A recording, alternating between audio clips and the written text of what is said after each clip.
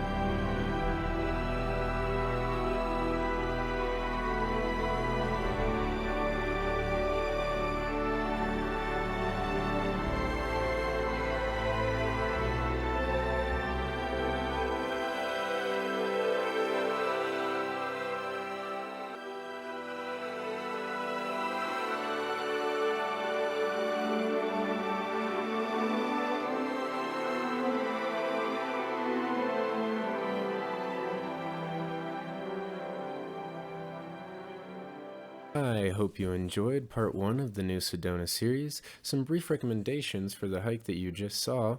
You're going to want to go on a Tuesday, Wednesday, or Thursday to avoid those pesky Sedona crowds. And it is Sedona, it is a desert, so bring lots of water. Please like and subscribe for weekly hiking content, and thank you very much for watching. Have a great day.